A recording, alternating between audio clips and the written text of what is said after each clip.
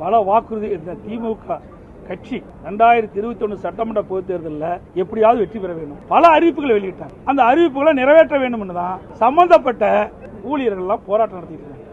அது அரசு ஊழியராகட்டும், அல்லது பகுதி நேர ஆசிரியராகட்டும், இடைநிலை ஆசிரியர்களாகட்டும், செவிலியர்களாகட்டும், கிராம உதவியாகட்டும், சத்துணவாகட்டும், எல்லாமே வாக்குறுதி கொடுத்துட்டாங்க.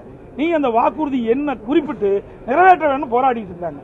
அந்த போராட்ட நடவடிக்கைகளுக்காக ஒழுங்கா அவர்களுக்கு பாதுகாப்பான இடம் கொடுக்கணும், அவர்களுக்கு உணவு கொடுக்கணும், எதையுமே கிடையாது.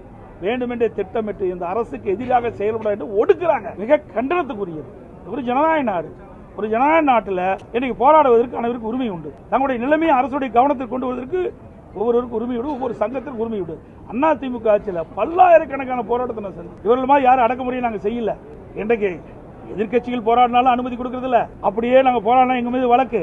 அது மாதிரி பல்வேறு வாக்குறுதிகளை கொடுத்து அந்த வாக்குறுதி நிறைவேற்றாத காரணத்தினால இன்னைக்கு விவசாயிகளிலிருந்து நான் சொன்ன அத்தனை அமைப்புகளுமே இன்னைக்கு போராட்டத்தில் இறங்கி போராட்டம் நடத்திட்டு வராங்க. அதை இந்த அரசு ஒடுக்க பார்க்குது. ஒடுக்க தான் இன்னைக்கு நீதியம் அதிகமாகுது. இதையெல்லாம் எல்லா அமைப்பை சேர்ந்து புரிந்து கொள்ள வேண்டும். அந்த அரசாங்கம் எப்படிப்பட்ட அரசாங்கம்?